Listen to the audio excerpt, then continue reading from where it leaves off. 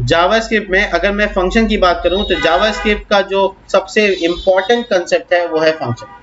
JavaScript का पूरा programming ना ऑब्जेक्ट ओरिएंटेड प्रोग्रामिंग में उतना फेमस है, ना ही तो उसको हम लोग प्रोसेस ओरिएंटेड प्रोग्रामिंग में देखते हैं, जिसको हम प्रोसीजर ओरिएंटेड प्रोग्रामिंग यानी पीओपी कहते हैं। ऑब्जेक्ट ओरिएंटेड और प्रोग्रामिंग भी जावास्क्रिप्ट इतने तरीके से अभी तक नहीं कैच किया है। मार्केट में जो सबसे ज़्यादा प्रोग्रामर इस्तेमाल करते हैं वो होता है फंक्शन। फंक्शन को सीख लेना या फंक्शन को कर लेना बहुत ज़रूरी है, क्योंकि फंक्शन हमारे कोड को रीयूजेबल बनाता है। फंक्शन हमारे कोड में एक कोड को लिखने के बाद दोबारा वापस रिपीट करने से मना करता है। ये एक कंसेप्ट को अचीव करता है, इसको बोलते हैं DRY। फुल फॉर्म होता है do not repeat yourself. Do not repeat yourself. ये कंसेप्ट को अचीव करने के लिए आपको फंक्शन का इस्तेमाल करना पड़ेगा। फंक्शन कई तरीके से हो सकता है, कई एग्जाम्पल है इसके, मैं आपको एक एक करके बताता हूँ। सबसे जो सिंपल तरीका फंक्शन बनाने का है उसे शुरू करते हुए हम फंक्शन जो जावास्क्रिप्ट के ES6, ES7 और ES8 में इंट्रोड्यूस किए गए हैं वो भी हम आपको बताएंगे।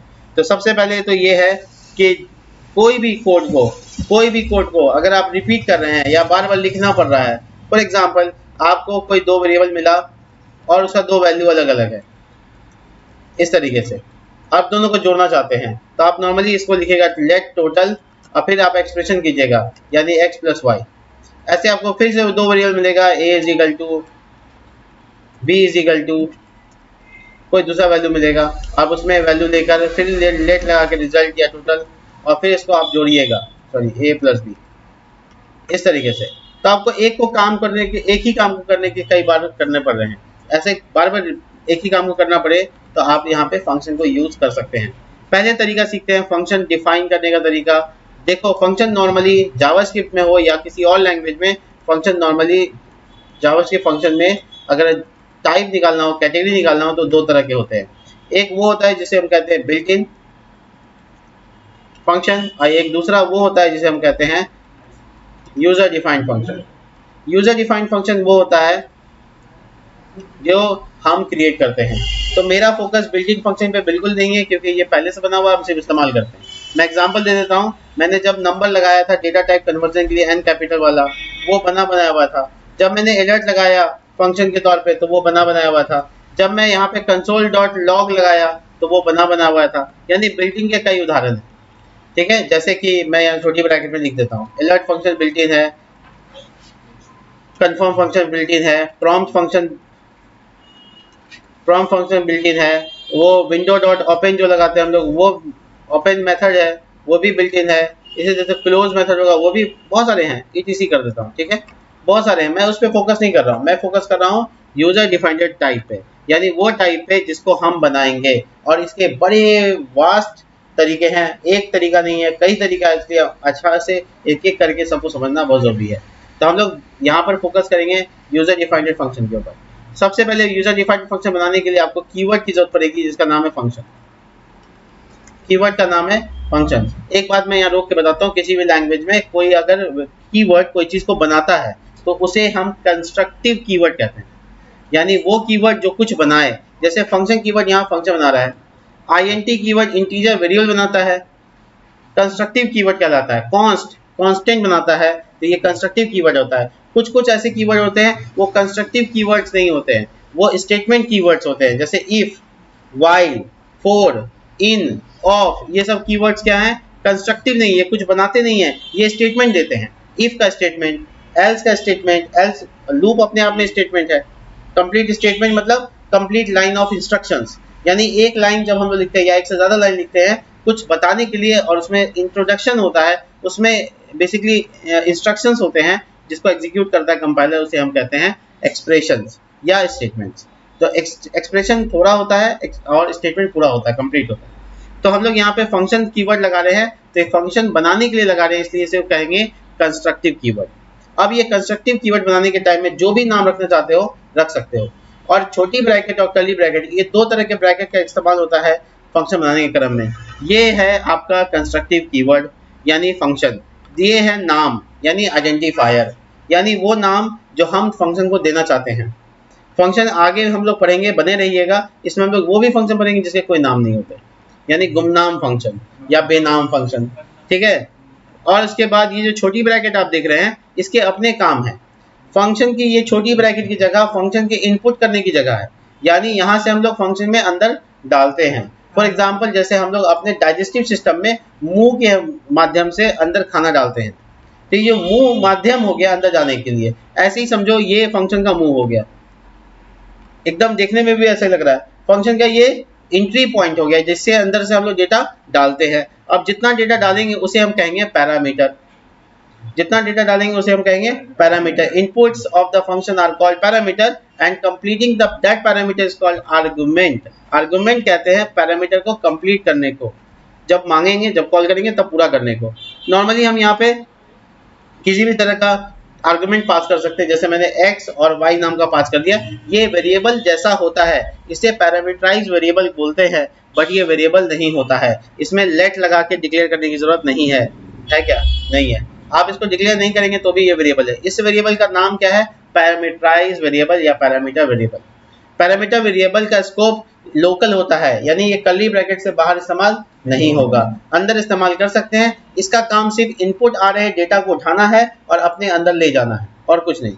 जस्ट लाइक ऐसे पिगी बैंक होता है ना, छोटा सा कुत्ते वाला, आपने देखा होगा। सिक्का आपने रखा, कुत्ता बाहर आया, सिक्का लेकर अंदर चला गया, यही होता था। तो ये कुत्ता है, ये पैरामीटर की तरह काम कर रहा है, आपके डेटा को इनपुट लेकर उस वेरिएबल की तरह काम कर रहा है जो एक्स और वाई यहाँ करेगा। तो वो खींच कर अंदर लेके चला जाएगा, यानी बॉडी में एक्सेसिबल बना देगा। अब उस डेटा को आप इस्तेमाल कर सकते हो। पता नहीं ये कहानी आपको समझ में आई या नहीं, लेकिन एक्स और वाई सिंपली दो इनपुट पैरामीटर हैं जो आप कॉल करने टाइम में पूरा करेंगे।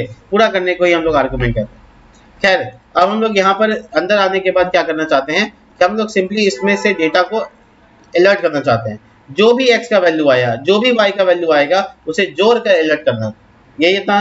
इसके बाद हम लोग ये कर्ली ब्रैकेट को एरिया को बोलते हैं ब्लॉक। अब मैं इस बात को ये समझ लूँ, इस बात को ये मैं जान लूँ कि इसको इस्तेमाल कैसे करना है। ये तो सिर्फ फंक्शन का क्या है, डिफिनेशन है। मैं इसके ऊपर लिख देता हूँ, इसे कहते हैं फंक्शन डिफिनेशन। मतलब मैंने सोचा, डिफाइन किया। ऐसे ही समझो जैसे कुछ करने से पहले प्लान करते हो और कुछ नहीं। इससे ना मेमोरी एलोकेट होगा, इससे ना तो मेमोरी में रन होगा, ना तो इसका इस्तेमाल हो सकता है। इस्तेमाल होगा जब इस डिफिनेशन को आप बुलाएंगे, यानी कॉल करेंगे। तो कॉलिंग करने के लिए आपको लिखना पड़ता है फंक्शन का जो भी नाम है वो, और पैरामीटर को पूरा करेंगे आर्गुमेंट की मदद से। ये दोनों वैल्यू आर्गुमेंट के तौर पे आपने पूरा किया है पैरामीटर को। 20 देकर आपने x को पूरा किया है और y देकर आप 40 देकर आपने y को पूरा किया है। ऐसा करने से क्या होगा, अंदर का जो बॉडी है वो एग्जीक्यूट करेगा, और अंदर की बॉडी एग्जीक्यूट कर रही है आउटपुट के फॉर्म में, इसलिए मुझे कुछ भी चीज नहीं करना है। आउटपुट देखिए आ गया। और मेरा रीयूजेबिलिटी कैसे बढ़ गया कि डिफिनेशन एक बार होगा और कॉलिंग जितनी बार चाहो उतनी बार कर सकते हो, और किसी भी वैल्यू के साथ कर सकते हैं। यहाँ तक कि डेटा टाइप का भी कोई फर्क नहीं पड़ेगा। पड़ेगा क्या? नहीं पड़ेगा। देखिए काम कर रहा है, ठीक है। और यहाँ तक कि हम इसमें अगर, चूंकि यहाँ कॉन्केटिनेशन भी पॉसिबल है, तो हम लोग ऐसे भी कर सकते हैं।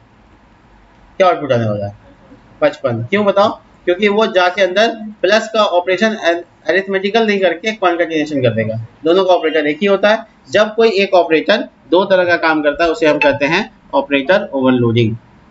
तो यहाँ प्लस जो है ऑपरेटर है वो अरिथमेटिकल ऑपरेंड के साथ अलग काम कर रहा है और स्ट्रिंग ऑपरेटर के साथ अलग काम कर रहा है। इसका मतलब है ये ऑपरेटर ओवरलोड हो रहा है, ओवरलोडिंग कहते हैं इसको। नॉर्मली हम लोग बना भी सकते हैं, C++ में ज़्यादातर लोग सीखते हैं इसको। खैर, तो हम लोग ये सम यहाँ पे देख रहे हैं कि अलग अलग डेटा टाइप के साथ काम करेगा। बट मैं अगर यहाँ पे नल डाल दूंगा, ये सब कर दूंगा, तो फिर इशू आएगा, नॉट अ नंबर वगैरह का इशू आने लगेगा। जैसे मैं यहाँ पे सम कर दूंगा, सम करूंगा कि मैं ट्राई करता हूँ, आप लोग इसका आउटपुट देगा नल प्लस 2। एनीवन आउटपुट क्या है प्रेडिक्ट कर रहे हैं? अगेन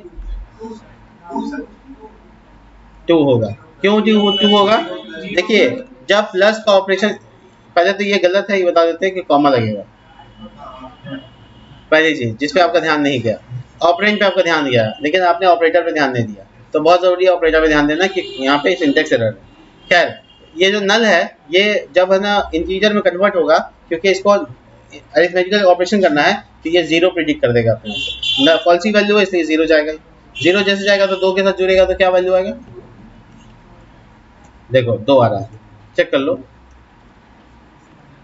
सॉरी, देखो कितना आ रहा है, 2 आ रहा है। लेकिन मैं अगर यहाँ पे नॉट का साइन लगा दूँ तब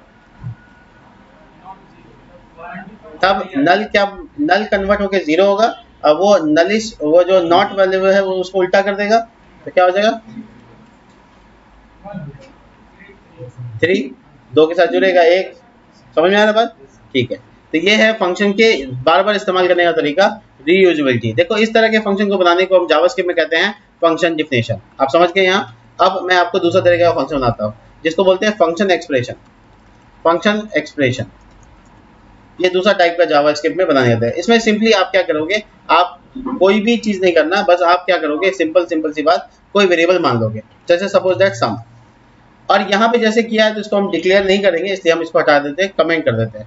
देखो सम, और इसके अंदर में आप यहाँ पे फंक्शन लिखोगे, कीवर्ड और छोटी ब्रैकेट लगाओगे और एक्स वाई जैसे पास किए थे वैसे पास कर दो। एक्स वाई मतलब ऊपर वाला फंक्शन को कॉपी कर रहे हैं दूसरे स्टाइल में। देखो इसमें क्या किया है, इसमें जो वेरिएबल है एक बनाया सम नाम से, वेरिएबल का नाम क्या रखे सम, बट फंक्शन का नाम दिए ही नहीं। फंक्शन का नाम को क्या किया, एब्सेंट कर दिए। तो जब फंक्शन का नाम नहीं होगा उसे कहेंगे एनोनिमस फंक्शन। क्या बोलेंगे, anonymous function, there is no name in a function. But जहां ये पूरा फंक्शन का डिफिनेशन असाइन हो रहा है, वो वेरिएबल का नाम जो है सम, वो बन जाएगा फंक्शन नेम।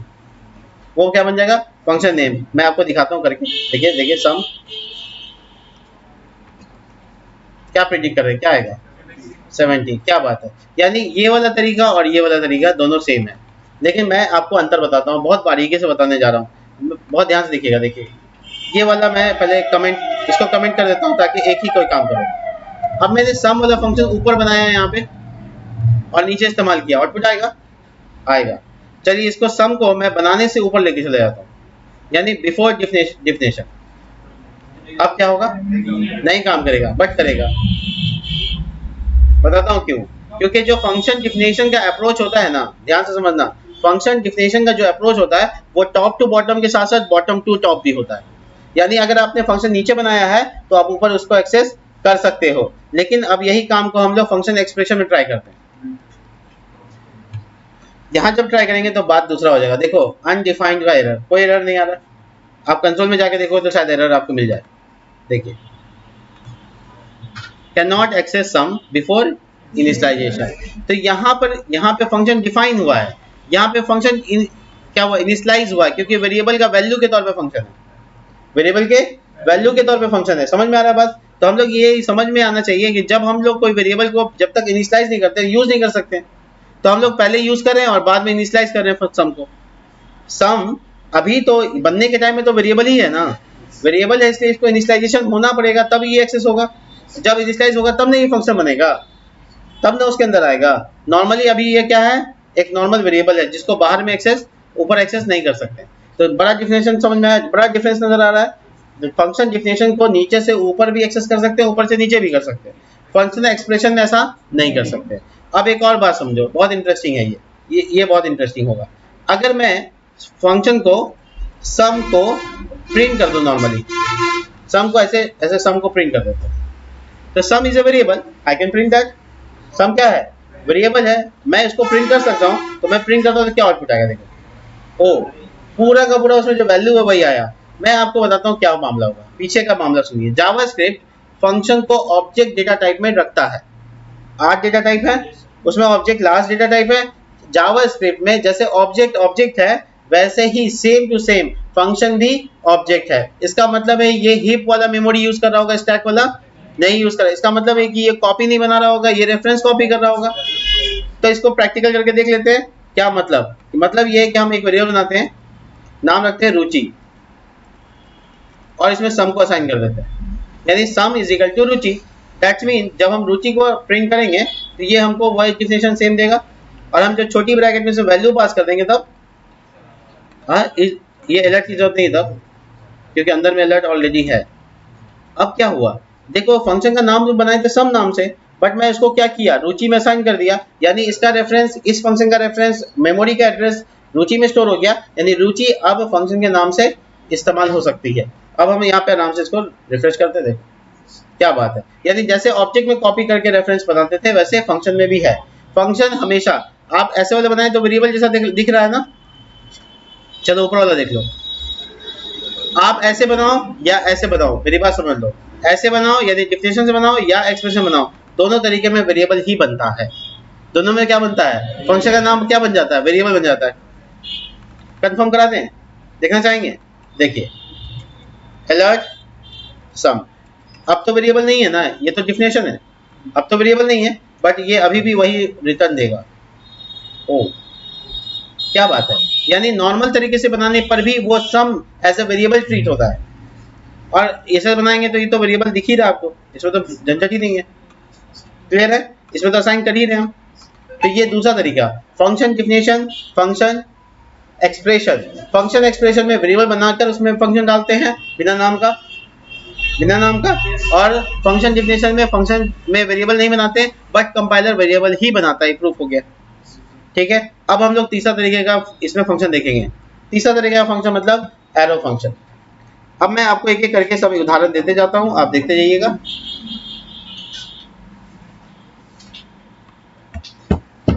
देखिए कुछ चीजें हैं, जैसे तीसरा जो टाइप है उसको कहते हैं function arrow function. Arrow function भी दो तरह का होता है, एक पतला दुबला जो डाइटिंग करता हो, और एक मोटा था जिसे कहते हैं फैटी एरो फंक्शन। यही नाम ही है, हम लोग कम्युनिटी लोग वाले लोग दे दिए उसको नाम, ऐसे कोई ऑफिशियल नेम नहीं है। तो एरो फंक्शन बनाने के लिए भी आपको वेरिएबल ही बनाना है, सम इज इक्वल टू, और आपको यहाँ पे फंक्शन कीवर्ड लगाना नहीं है, फंक्शन कीवर्ड को यहाँ पे छोड़ देना है। मतलब काम हो गया आसान, x, y जो आपको देना है वो दीजिए, और इसका जो बॉडी है वो आपको जोड़ के रिटर्न कर देगा। यानी इस लाइन में जो कुछ लिखोगे अपने आप रिटर्न हो जाएगा। आप इसको एक लाइन में देख सकते हैं, एक लाइन में बन गया, काम वही करेगा। दिखाऊं मैं आपको, आउटपुट देख लीजिए पहले, ये पूरा फंक्शन आ रहा है। अब मैं सम को अगर छोटी ब्रैकेट में लगा कर ऐसे कन्वर्ट कर दूं, या मैं इसको कॉपी करवा देता हूँ, सम रुचि इज इक्वल टू सम, ठीक है। रेफरेंस कॉपी करा देते हैं, फिर रुचि को प्रिंट करते हैं, क्या आएगा, स्पेलिंग गलत हो गया, लेट डिक्लेयर नहीं, ओ मैंने अलर्ट नहीं लगाया, सॉरी। तो मैं रुचि को अलर्ट कर देता हूँ, बस हो जाएगा काम। ये ऐसे अलर्ट में ले लेते हैं, हो जाएगा काम। ये देखो, यानी एरो फंक्शन सबसे हल्का हो गया ना। एरो फंक्शन में क्या सिंटेक्स है, देखो, वेरिएबल जैसे बनाते हो वैसे बनाओ, नॉर्मली एक्सप्रेशन जैसे बनाते थे वैसे बनाओ। मैं इसको कन्वर्ट करके दिखाऊं, देखिए नॉर्मली हम लोग इसको यहाँ से यहाँ तक मिटा देते, ठीक है, भूल जाओ सब। ऐसे नॉर्मल फंक्शन कीवर्ड लगाते थे हम, क्या बोला, इसको ऑप्शन कर दो, नहीं लगाओ। पैरामीटर जैसे लगाते थे वैसे लगाओ, बट इसके आगे एरो का साइन लगाओ। एरो का साइन लगाने के बाद बॉडी लाइन लिख दो, अगर सिंगल लाइन बॉडी है तो सीधा सीधा लिख दो, वो रिटर्न हो जाएगा।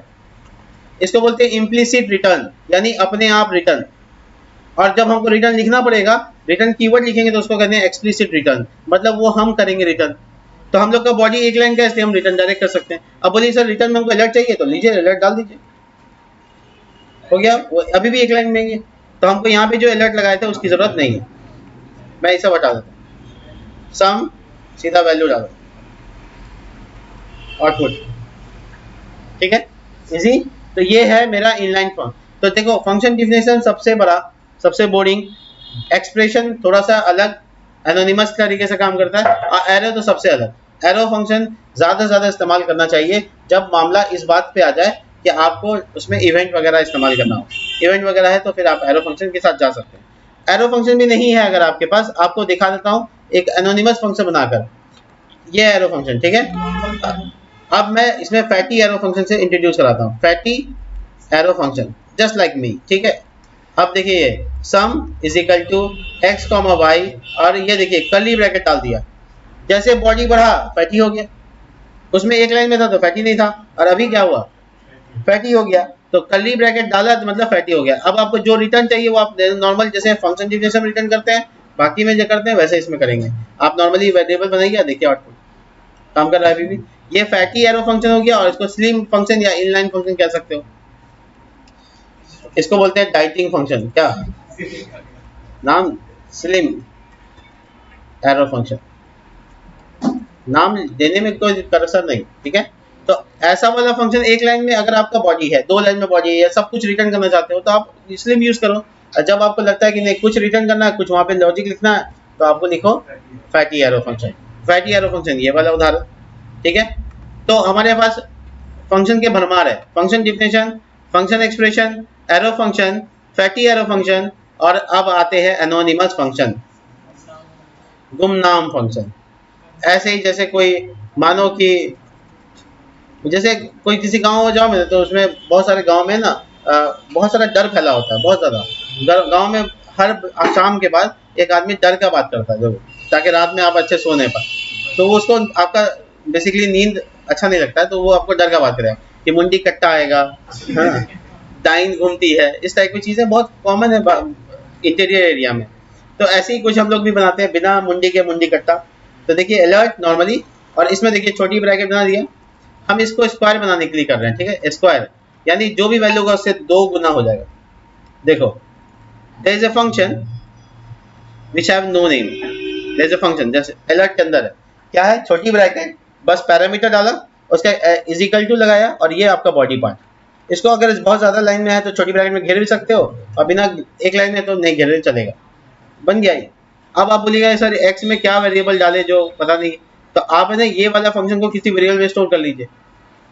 देखिए let x is equal s q r is equal to, तो लॉजिकली देखोगे तो एस क्यू आर तो वेरिएबल है, ये क्या है, एनोनिमस फंक्शन है। क्या है, एनोनिमस फंक्शन, ऐसा फंक्शन जिसका कोई नाम नहीं है। अब आप उस बेनाम फंक्शन को कोई नाम दे दे, है ना। जैसे पीके में पीके आया था, उसका नाम पीके पड़ गया था, क्यों पड़ गया, क्योंकि उसको जब भी नाम पूछे तो वो नाम ना बताए, और उसको लोग सोचे कि ना नाम नहीं बता रहा तो शायद पीके आया होगा, तो इसलिए पीके करके उसका नाम पीके रख दिया। आपने नोटिस किया होगा उसमें कोई इसका नाम नहीं है, क्योंकि वहाँ नाम की जरूरत नहीं है, यहाँ पे नाम की जरूरत है, वहाँ रेफरेंस की जरूरत है, एड्रेस की जरूरत है, हाथ पकड़ेंगे कॉपी। खैर एस क्यू आर जो वेरिएबल, आप बोलिएगा इसमें नया क्या है, एनोनिमस फंक्शन कुछ नया नहीं है, बस कंसेप्ट समझो। जब कोई नाम ही नहीं है, जब कोई नाम ही नहीं है, गुमनाम है, तो वो अपना काम कर सकता है। फॉर एग्जाम्पल ये एस क्यू आर को यूज करेंगे ऐसे, और 3 डाल देंगे, आउटपुट देखो हो गया। अगर इसको 2 गुना किया, हालांकि x इंटू एक्स लिखेंगे तब होगा स्क्वायर, सही। तो ये हो गया स्क्वायर। तो नॉर्मली हम लोग है ना स्क्वायर को नाम दे दिया। अब बोलिएगा सर बिना नाम के कैसे बनेगा, तो चलिए हम आपको दिखाते हैं बिना नाम के कैसे बनेगा। तो मैं यहाँ पर किसी फंक्शन को इंट्रोड्यूस करता हूँ, नॉर्मली लेट, और लिखता हूँ कि प्रिंट वैल्यू, ये नाम रखता हूँ, और ये बनाता हूँ एक्सप्रेशन से, ऐसे बनता है एक्सप्रेशन से। और इसके अंदर में मैं 2 एरो फंक्शन यूज करता हूँ। एक्स अगर ये निकला तो इसको रिटर्न कर दो, मैं यहाँ पे ऐसे कर देता हूँ रिटर्न, हाँ ठीक है, रिटर्न और एस क्यू आर, और इसके अंदर में यहाँ डाल देते हैं एक्स इंटू एक्स, और इसी तरह से क्यूब एक्स, कुछ भी हो सकता है, एक्स इंटू एक्स, इतना नहीं चाहिए, ज़्यादा कंफ्यूजन क्रिएट करे। और यहाँ से वेरिएबल में पास करेंगे एक्स। तो बेसिकली देखो एक फंक्शन बना, और उसके अंदर रिटर्न कर रहे हैं एक ऑब्जेक्ट, रिटर्न क्या कर रहे हैं, एक ऑब्जेक्ट, की का नाम क्या है स्क्वायर, और वैल्यू क्या है एरो, एक एनोनिमस फंक्शन बिना नाम का फंक्शन, ये क्या है क्यूब बिना नाम का फंक्शन। तो हम लोग इसको यूज कैसे करेंगे वो देखो, सॉरी देखो प्रिंट वैल्यू, और इसमें एक्स पास कर दिया, ठीक है, ये अलर्ट के अंदर नहीं आएगा, नॉर्मली हम इसको बाहर रखेंगे, किसी वेरिएबल में स्टोर कर लेंगे। देखो let data is equal to print value, ठीक है। तो डाटा के पास एक ऑब्जेक्ट आ गया, क्योंकि रिटर्न हो रहा था, यहाँ से रिटर्न हो रहा था, ऑब्जेक्ट आ गया, तो हम लोग लिखेंगे data dot S q are, वो एनोनिमस फंक्शन को रन करने के लिए। चेक करो,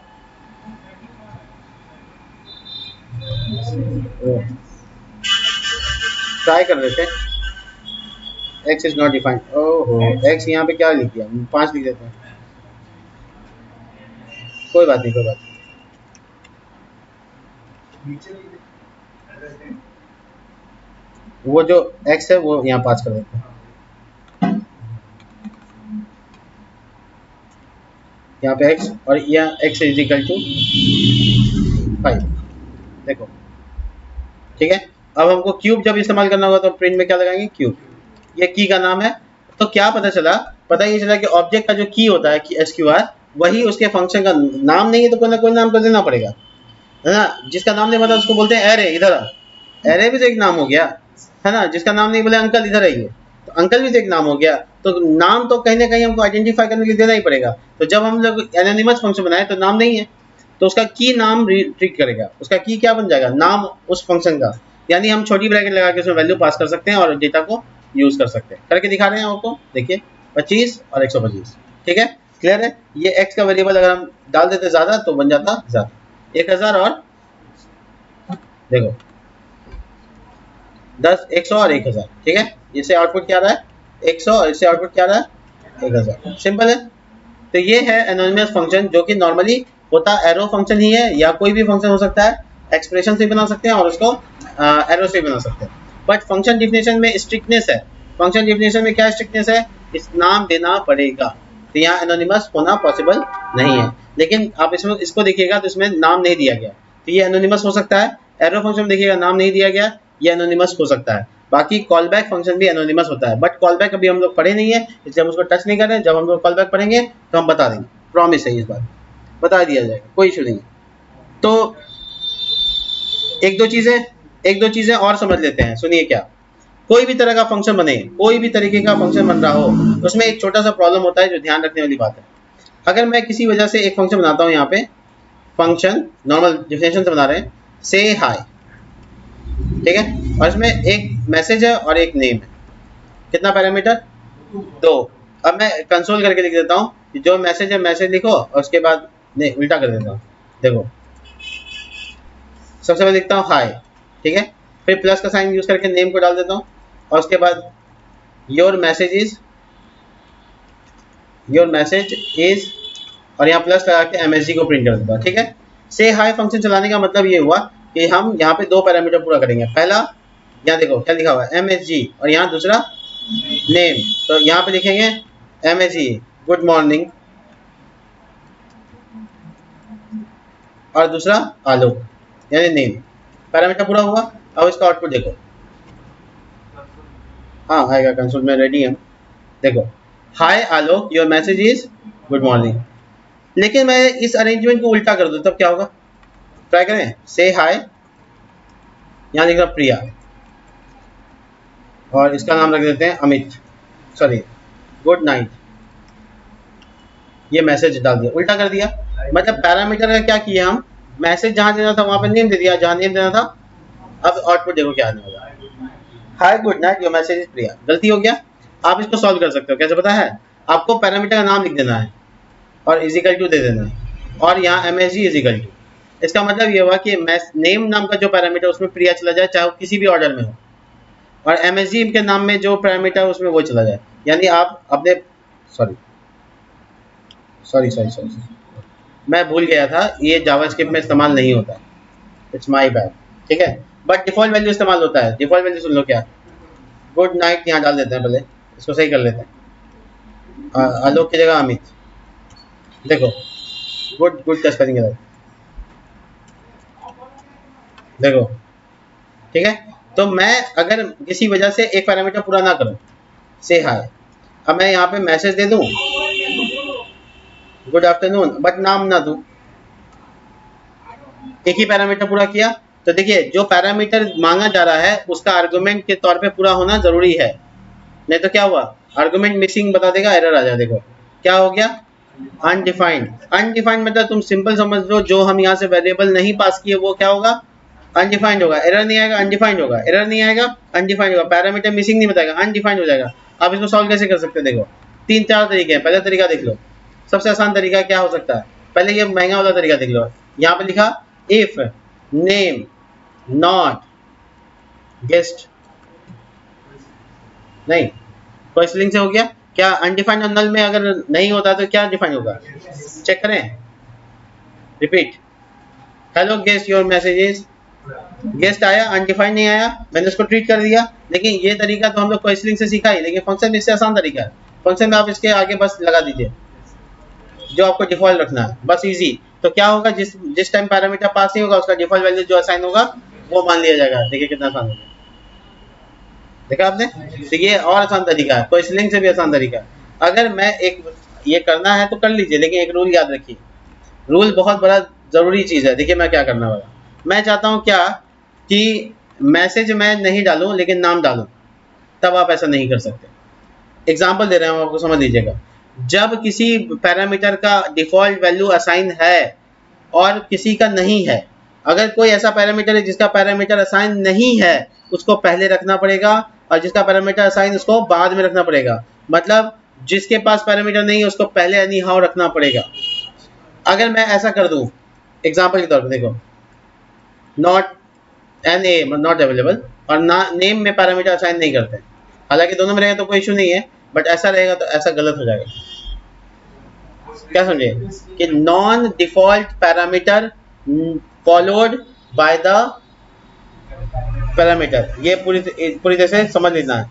हम लोगों को जब कोई डिफॉल्ट पैरामीटर देना है, या तो सब में हो, अगर किसी में है किसी में नहीं है तो पहले उसको रखना पड़ेगा जिसमें नहीं है, और बाद में उसको रखेंगे। देखिए एरर आएगा, क्या हुआ,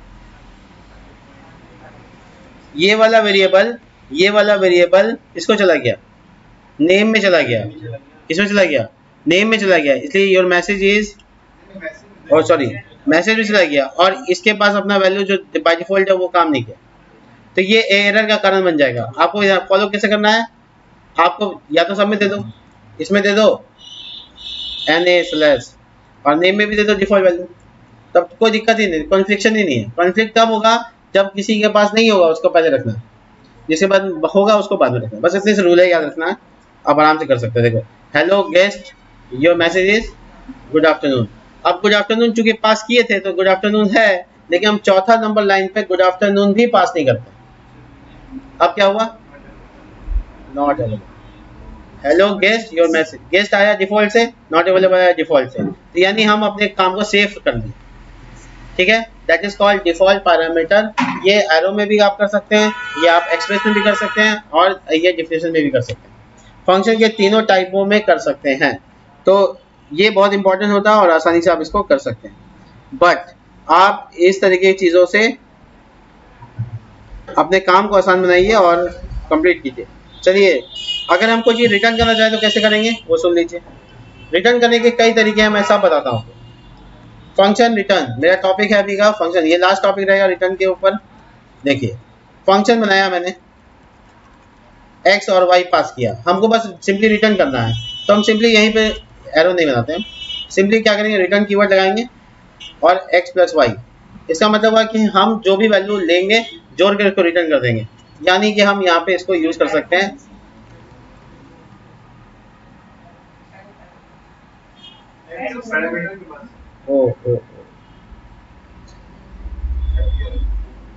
नहीं हम एक्सप्रेशन यूज कर रहे थे, फंक्शन कीवर्ड छूट गया। देखो क्या हुआ, 4 और 5 x y में चला गया, दोनों जुड़ा और रिटर्न हुआ तो वो यहाँ पे इस जगह पे प्लेस हो गया, मान लो 9 यहाँ पे प्लेस हो गया, और वो अलर्ट क्या किया, उसको प्रिंट कर दिया प्रिंट। तो इसको कहीं फर्दर स्टोर भी कर सकते हैं, let total is equal to sum, लेकिन हम उसी टाइम चाहते हैं 2 से डिवाइड हो, तो ये ऑपरेशन भी कर सकते हैं। देखो 2 से डिवाइड होगा और टोटल को प्रिंट करके दिखाते हैं, देखो आ गया। यानी हम रिटर्न वैल्यू को जब हम दे देते हैं तो हम मान लें कि जहाँ पे कॉल करें वहाँ पे वो वैल्यू आ जाएगा, जहाँ पे हम कॉल करें वहीं पे वो वैल्यू आ जाएगा। जैसे 9 यहाँ पे आ गया, बाई 2 हुआ, 4.5 हुआ, टोटल में स्टोर हो गया, तो आप इंस्टेंट कर सकते हैं। लेकिन अंदर अगर आप अलर्ट लगाइएगा तो वो काम नहीं करेगा, उससे कुछ नहीं होने वाला। अगर आप ऐसे अलर्ट लगाते हो, देखो अलर्ट लगाते हो और यहाँ पर आप इसको टोटल प्रिंट करना चाहते हो, ये काम नहीं करेगा। देखो क्या काम, बाई 2 किया नहीं, ये अपना एग्जीक्यूशन कर लिया, बट ये बाई 2 को इग्नोर कर दिया। क्यों, क्योंकि रिटर्न होके कुछ भी नहीं आ रहा आपके पास, इसलिए रिटर्न कीवर्ड लगाना जरूरी होता है, समझना जरूरी होता है। बिना, अगर आपको इम्प्लिसिटली रिटर्न करना है, यानी कि आपको रिटर्न कीवर्ड लगा के रिटर्न नहीं करना है, तो आपको कर्ली ब्रैकेट अवॉइड करना पड़ेगा। कर्ली ब्रैकेट मतलब आपको अवॉइड करना पड़ेगा सिंपली। देखिए, और इसको एरो बनाना पड़ेगा, क्योंकि एरो में ये पॉसिबल है। हो गया, एरो बन गया। आप ये छोटी ब्रैकेट भी अवॉइड कर सकते हैं, हालांकि आप 2-3 लाइन में जाना चाहते हैं तो आप छोटी ब्रैकेट लेके जाइएगा। अकेले लाइन में है तो फिर छोटी ब्रैकेट की जरूरत नहीं है, लेकिन अगर आप एक लाइन से ज़्यादा में है तो छोटी ब्रैकेट लेके जाना पड़ेगा। एक इम्पॉर्टेंट बात देखिए, ओ सॉरी, ये रिटर्न हुआ, क्या हुआ, मैं एंटर मार दिया तो स्पेस पे सब ये रिटर्न हो रहा है, ठीक है, काम कर रहा है। आगे देखो, एक और इंटरेस्टिंग बात, अगर आपका पैरामीटर अकेले है, जैसे स्क्वायर के केस में था, देखिए लेट या क्यूब या स्क्वायर, और आपका पैरामीटर कितना है, एक है, और आप इसको गुना कर रहे हैं एक दूसरे से बार बार 3 बार, तो अगर आपका पैरामीटर अकेला है तो आप पैरामीटर वाला भी छोटी ब्रैकेट भूल सकते हैं, नहीं समझे? अगर सिंगल पैरामीटर है तो आप छोटी ब्रैकेट ऑफ द पैरामीटर भी छोड़ सकते हैं, और आप छोड़ के देख लीजिए आपका काम करेगा। देखिए इसमें टोटल की जगह क्यूब लगाते डाल दिया, तो जो 5 डाला ये एक्स में स्टोर हुआ, अंदर में 3 बार गुना होगा आपस में, क्यूब रिटर्न, परफेक्ट। तो आपने देखिए कितना मिनिमल कर दिया, ये फंक्शन है, देखने से लग रहा है कोई वेरिएबल असाइन हो रहा है, बट ये पूरा फंक्शन है, पूरा ऑपरेशन कर सकते हैं। आप सोचिए क्या क्या नहीं कर सकते। अब आप टर्नरी में आ गए और आप यहाँ पे लिख दिया कि अगर अगर x का वैल्यू, जैसे एग्जांपल के तौर पे x का वैल्यू अगर आपका 5 से ज़्यादा है तो क्या करना है, 5 से कम है तो क्या करना है, सारा कंडीशन यहाँ लगा सकते हो। मतलब एक लाइन में आप क्या क्या नहीं कर सकते। देखो चलो ओड नंबर इवन नंबर पता लगाते हैं, इज ओड, ठीक है, ये फंक्शन बनाया, x पास किया, क्या x का पैरामीटर जो x वेरिएबल है उसका मॉड्यूलस 2 से डिवाइड करने पर रिटर्न हमको 0 देता है क्या? अगर ऐसा है तो हम यहाँ पे लिखेंगे ओड, अगर ऐसा नहीं है तो यहाँ लिखेंगे इवन। बाप रे बाप, इफ एल्स भी हो गया एक के लाइन में। और हम लोग यहाँ पे देखो प्रिंट करके दिखाते हैं, इज ओड फंक्शन का नाम है, 5 पास करते हैं, उल्टा हो गया, ओ उल्टा लिख दिया, हम लिखे उल्टा, नॉट इक्वल टू लगा देना चाहिए था, तब ठीक हो जाता। देखो ओड नंबर है तो ओड आया, अगर मैं 5 की जगह 4 लिखूं तो मतलब सिंगल लाइन में आपका काम खत्म। अब आप सोचिए कि इसको प्रिंट करने की जगह जरूरत भी नहीं है, आप सीधा सीधा यहाँ पे क्या करेंगे, पूरा का पूरा वेरिएबल बना सकते हैं। देखिए कैसे, एनोनिमस फंक्शन बना के दिखाते हैं आपको, देखिए इसको भूल जाइए, ठीक है, अलर्ट के अंदर डाल देते हैं इसको, और ये x की जगह पे हम अपना वेरिएबल सपोज कर लेते हैं 5, ठीक है, ये छोटी ब्रैकेट में डाल देते हैं, नहीं तो वेरिएबल बड़ा कंफ्यूजन क्रिएट करेगा। कंडीशन एक्सप्रेशन सब है ना, तो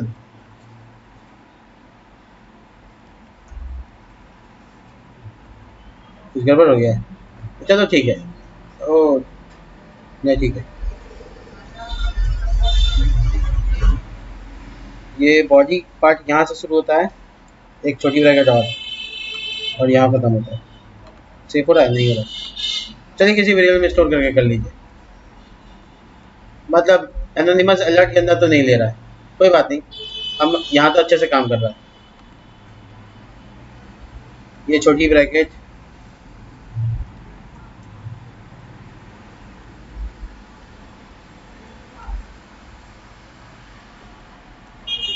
ठीक है, हो गया, ओ इसलिए काम नहीं करता, वापस आते हैं, देखो let x is equal to 2, और यहाँ x डाल के देखें, वो पूरा प्रिंट कर देगा ना, अलर्ट में है ना, तो इसका पूरा स्टेटमेंट प्रिंट कर देगा, पूरा प्रिंट कर देगा, गड़बड़ हो जाएगा। ठीक है, समझ में आया है बात कि वो पूरा लॉजिक प्रिंट कर देगा, चलो ठीक है। अब ये x की जगह पे हम जो वेरिएबल पास करें, तो इज ओड अब 12, ठीक है, कंप्लीट। तो ये बेसिकली हम लोग का फंक्शन रिटर्न का स्टेटमेंट था जो हम लोगों ने समझा। रिटर्न कई तरह के हो सकते हैं, ऑब्जेक्ट में रिटर्न हो सकता है और बाकी चीज़ें भी हो सकती हैं, आगे भी देखेंगे बहुत सारा। अभी तो फंक्शन का इस्तेमाल शुरू हुआ है, हर टॉपिक में भी फंक्शन आएगा। तो हम लोग है ना मिलेंगे नेक्स्ट वीडियो में, तब तक के लिए बाय।